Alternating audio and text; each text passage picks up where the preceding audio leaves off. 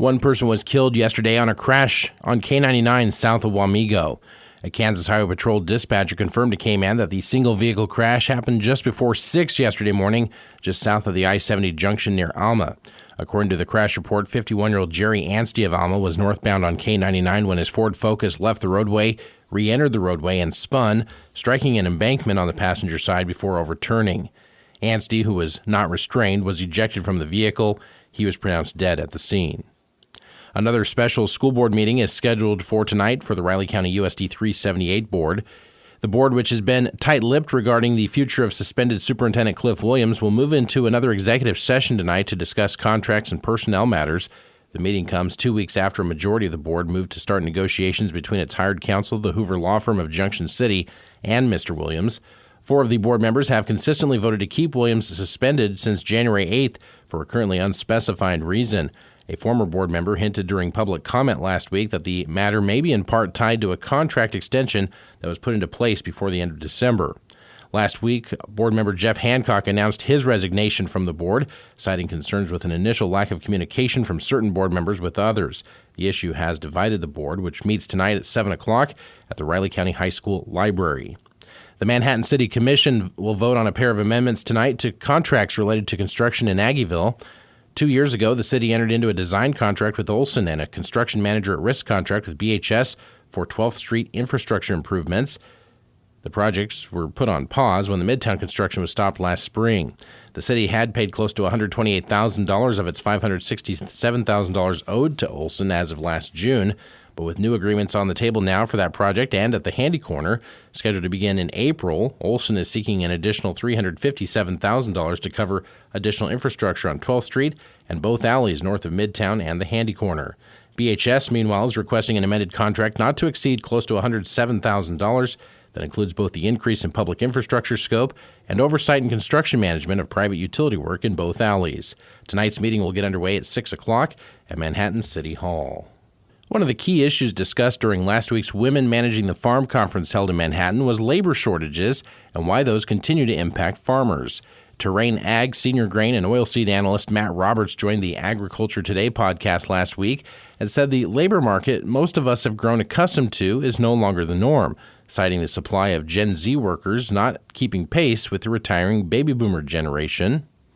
And so this idea of labor availability that was the norm is gone. It's not coming back. And we need to realize that when we make our staffing decisions. Roberts says there's been a perception that many are staying out of the workforce and collecting government welfare when in reality the workforce has shrunk, not among the prime working age, but rather among those 55 and older. When we look at people who are between the ages of 25 and 54, we have the largest percentage of those people in the workforce since the George W. Bush administration. So it's not an issue that they're out of the workforce. The numbers just aren't there. He says the labor issue will likely be solved through immigration and says going forward, it's on farmers to be better managers of the employees they do have. It's been an unusually warm February across the area. The month, which usually sees temperatures dipping in the teens and single digits, had yet to dip below 20 degrees before this past weekend.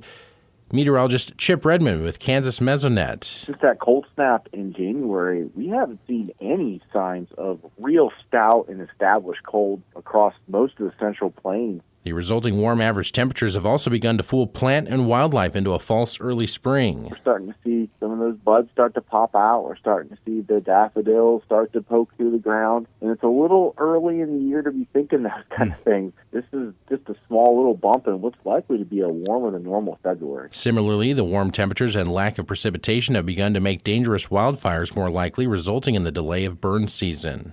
Turning to state news, the Kansas Bureau of Investigation and the Lansing Police Department are investigating after human skeletal remains were found near a creek in Lansing this weekend. Authorities say the remains were discovered just after 5 Sunday by individuals walking along a creek bed. Those individuals called 911 and officers responded to the area, with Lansing police requesting KBI assistance about an hour later. The identity of the deceased has not yet been confirmed. Officials say positive identification may take longer than typical cases due to the condition of the remains. An autopsy has been scheduled. The investigation remains ongoing. Authorities are seeking the public's help and say tips can be submitted at 1-800-KS-CRIME or online through the KBI website. Good morning, I'm Troy Coverdale. Senior Dylan Disu led all scorers with a game-high 20 points, including 6 in the final 36 seconds, as Texas held off a late K-State rally to post a 62-56 win, dropping the Cats 3 games under 500 in conference play. They had 62, but really they had 55 points, right? We had the foul at the end. When you hold a team to 55 points, that means your players gave you an effort that was worthy of a W. And we as a staff got to do a better job of giving them some more help. We have stretches in games where we don't get good looks. We have to correct that. Jerome Tang's team struggled offensively all night as neither team shot 40% from the field, and the squads combined to go 8 of 38 from beyond the three-point line. They lost the 7th in the last 8 outings for K-State, who will host BYU on Saturday. Also last night in the conference, Jamal Shed with 26 points, 20 of them after halftime. Number 2 Houston took sole possession of first in the conference with a 73-65 win over number 6 Iowa State. High school basketball last night in the area. The Riley County boys down Mission Valley 64-35. Rock Creek over Valley Heights 69-41. Lynn beats Frankfort 36-34. On the girls' side, Riley County drops Mission Valley 44-11. Valley Heights defeats Rock Creek 54-42, and Frankfort handles Lynn 58-43. Tonight, the Manhattan boys and girls host Hayden to close out the regular season. Junction City will host Topeka. Their boys are seeking a 9th straight win. Wamego travels to Marysville. Rock Creek will play host to Rossville. K-State baseball continuing its stretch in Arizona tonight, matching up with Arizona State. Our coverage will follow Manhattan High basketball on News Radio KMAN. The full stream of the K-State baseball game will be available online at newsradiokman.com. Have a great day. I'm Troy Coverdale.